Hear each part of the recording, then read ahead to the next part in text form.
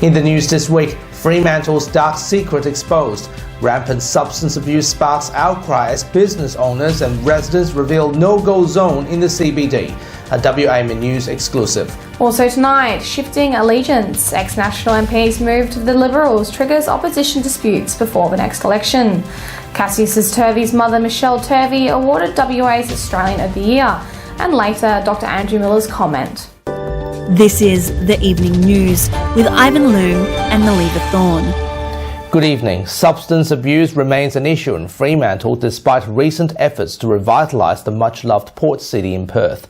Tonight, business owners and residents revealed to WAMA News disturbing areas within the city where abuse is rampant, with needles, gunk, condoms and feces left unclean. The opposition says that it is evident that law and order is out of control.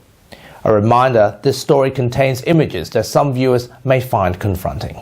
In the heart of Fremantle CBD, a concerning situation continues to unravel. Substance abuse has reached alarming levels, and locals are raising their voices in frustration after public places turn into hotbeds of trouble, with needles, condoms, feces and graffiti piling up. It's progressively getting worse. It's being swept under the carpet, not being addressed. WAMA News received exclusive access to these confronting scenes from local business owners who took us in the hidden spots of the city centre. We discovered a corridor inside one of the CBD's shopping areas, now a no-go zone where addicts fulfill their cravings. Upon entry, the suffocating atmosphere mixed with the malodorous smell of smoke, feces, leftover alcoholism and health hazard to international tourists and local residents in the vicinity. Fremantle is no longer a family town. No longer. Families don't want to come in. They get accosted. There's the violence and such things. We're about to have all the cruise ships come in, and the tourists are going to, And when they see this, what will they think? Well, they won't come back. They've shut the fountain down to stop that. They were using the water in the fountain to inject themselves with. And just here, not even 8 metres away, we have children playing here. The ramification of this crisis extend beyond hygienic issues. As the international rental squeeze continues, homelessness in the Fremantle CBD is worsening. According to the by name list, at least 172 people experienced homelessness in the area in September 2021. Local business owners like Steve and Thomas says many are too afraid to speak up, fearing retribution. They also expressed frustrations with the City of Fremantle and law enforcement for their perceived inaction in addressing these long-term issues. Well, we need strength in here. We need the power to stop the drugs and the alcohol and the abuse that we have. And the community or the shop owners are too scared to say anything.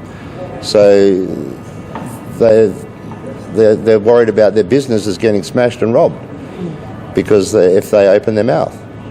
The opposition's police spokesman and Liberal MLC Peter Collier finds the situation extremely disturbing and pledges to raise the issue when Parliament resumes. What I've seen is extremely disturbing, and it is such a shame at a time when we're trying to attract people into our central business districts, particularly in Fremantle and the Perth Central Business District, particularly families. Images such as these are a deterrent. We should be attracting people into our cities as safe havens for entertainment, not places of antisocial behaviour. And this is exactly what we're getting here. Needed, and a multifaceted government approach needed. That is the communication between local government, the City of Fremantle, City of Perth and the state government to ensure they're working collectively for the same purpose. At the moment, there's obviously a disjointed relationship there because, of course, these images are extremely confronting and they're counterproductive to having a vibrant, dynamic central business district in Fremantle and in Perth. The City of Fremantle was contacted for comment, but they did not respond before the deadline. Meanwhile, there's chaos within the opposition alliance, with ex-Nationals MP Maromi Beard switching her allegiance to the Liberals. With the election coming up in less than 18 months, can the alliance turn things around? Here's Peter Kennedy. Maromi Beard's decision to jump ship from the Nationals to the Liberal Party represents a new dynamic in West Australian politics. Shane Love, National Party leader, is the Leader of the Opposition. That is an aberration. And when it comes to the next election, for the Conservative forces to make significant progress, the Liberals need to have that position of Leader of the Opposition to give it the party the prestige, but also the resources that it needs to campaign effectively around the state. Now, Shane Love won't go quietly, there's no doubt about that, and publicly the Nationals will strike a hard bargain. They'll want to get some sort of concession out of the Liberal Party, whether they make a decision on perhaps a joint ticket for the upper house, which they've indicated they're not going to, but who knows what could happen in the future. A joint ticket in the upper house with a couple of National Party members in winnable positions, don't rule that out. But the key point here is that for the Conservative parties to do well and make progress at the next election, the Liberals are the ones that have to win seats. The National Party has to hold the seats that it has, but the Liberals must make significant gains. And for the Liberals to make those significant gains, they've got to have that leadership position, the prestige position of Leader of the Opposition. Libby Mettam has been making a good fist of leading the Liberal Party.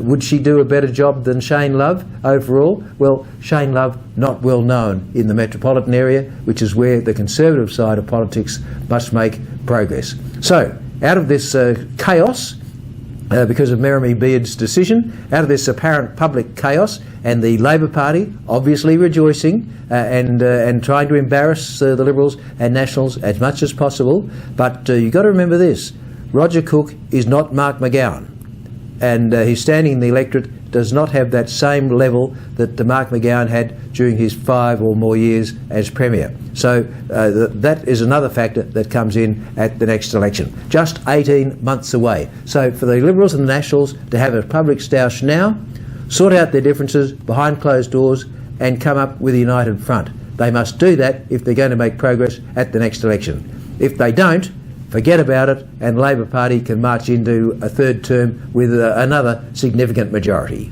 Peter Kennedy, WA-MN News. Hi there. Are you looking for a new home or want to refinance your car mortgage to get a better rate? At AA Finance Solutions, we have the expertise and knowledge to help you to find the right loan for your needs and budgets. Contact us today. Let us help you to make your home ownership dream a reality. AA Finance Solutions, your local mortgage broker. The Labor Party has launched their annual conference this weekend at a time when the opposition remains in chaos. Union leaders, party members and political heavyweights gathered formulating policies, reaffirming party values and resolutions as the 2025 state election looms closer. Federal Environment Minister Tanya Plibersek and WA Premier Roger Cook gave important speeches to Labor Party faithful, emphasising Labor's position before the next election. We are the party that will build more homes and deliver cost of living relief. We are the party that will look after the most vulnerable in our community. We are the party that is bringing back manufacturing and building the infrastructure that's transforming our state for the better. And we are the party that will ensure that WA becomes a global force in the world's energy transition. As leader of this great party, I will deliver this vision, and I promise we'll always do what's right for WA. The Cook government's $88.5 million police and courthouse complex in Armidale officially opened this week, bringing together law enforcement agencies under one roof. The new complex will improve emergency responses, enhance police facilities and expand justice services to accommodate future population growth. This also consolidates free law enforcement facilities from separate locations into the Armidale City Centre. The complex also includes video conferencing, 5 courtrooms, a pre-trial conference room and separate secure facilities for crime victims. The 14,000 square metre Police and Justice Centre can accommodate up to 350 police officers, nearly double the capacity of the previous facilities. The government states that the courthouse will be open to the public on Monday and the police station will open the following week. Michelle Turvey, the mother of Cassius Turvey, has been awarded the WA Australian of the Year for 2024. Ms Turvey became a strong advocate for victims of crime in Western Australia following the tragic death of her 15-year-old son Cassius in Midland last year. Her son's tragedy sparked a community outcry over social justice as local citizens rallied to support the family every step of the way. Michelle also played a key role in assisting WA Police in implementing new victims engagement training for recruits and current officers. In her acceptance speech, she thanked the community for their support. I want people to understand that victims of crime such as myself, we're not going to hold flags up and say, "Hi, I'm a victim of crime. I lost my son through this tragedy." It's about giving advice to them how you actually connect with people, what to say and what not to say. The Indonesian Chamber of Commerce in WA held its annual gala dinner at the Western Hotel this week. Hundreds attended the annual event, including the Indonesian WA Consul General and several state government ministers. Indonesian billionaire Hermanto Tinoco, who was listed as the country's top 10 richest person, gave a presentation about his business journey and answered several questions. The Indonesian WA Consul General says her country is working with Western Australia to increase regional business and trade to boost bilateral economies. From the Indonesian government point of view, especially to the West Australian government, we're really keen to develop more in critical mineral. I think I mentioned that in my speech as well, critical mineral, especially in lithium, because the Indonesian government is very ambitious in its effort to open the EV environment. So we have a very specific EV environment, and as you know, WA has lithium, we have nickels and other things. We want to have batteries, and we want to have the industry developed between the two countries. So we've been focusing on that. And now here's Dr. Andrew Miller with his weekly medical and news commentary. Hi, thanks for your time. We've known for a very long time, due to very good scientific research, that harm minimisation and treating drug use as a health issue rather than a criminal issue is the best way for societies to proceed with the scourge that is recreational drug abuse, and to reduce all of the harms from that.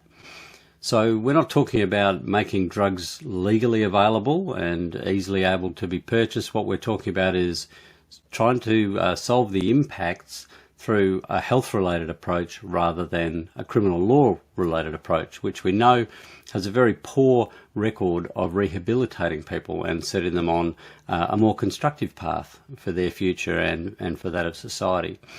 So wherever we see concentrated problems with drug abuse affecting the community, whether that be alcohol, which is our number one drug by far in terms of abuse that causes harm to people, or one of the many other harder to access recreational drugs, such as the incredibly destructive methyl amphetamine and the many other kind of pills and potions and things that can be injected or smoked or vaped that people are often using to self-medicate for mental health issues, as well as just for straight recreation.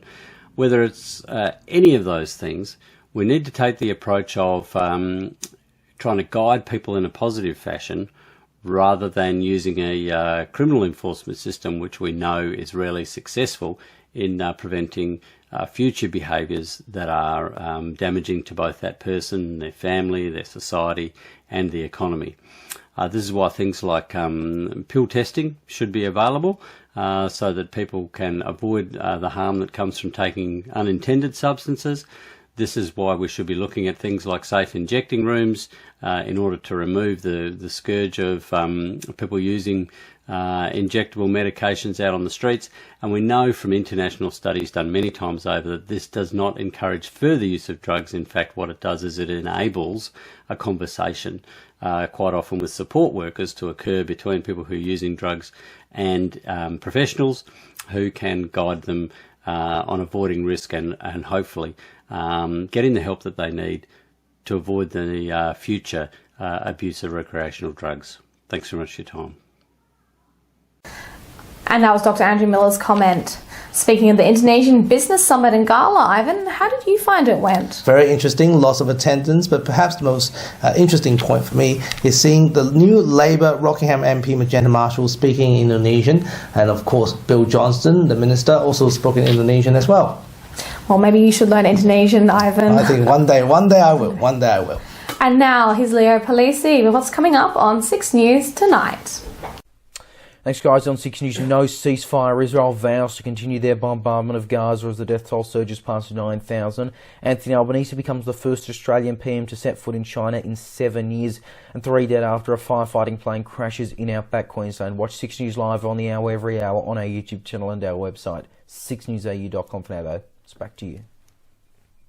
Thanks, Leo. And that's our weekly news and current affairs. We have the latest news on our website, wamnnews.com.au. Don't forget to subscribe to the WAMN Extra News Club so we can continue our work in the community. Full details on wamnnews.com.au/news/extra. From Melly and myself, wish you good health, good night. See you next Sunday. Thanks for watching.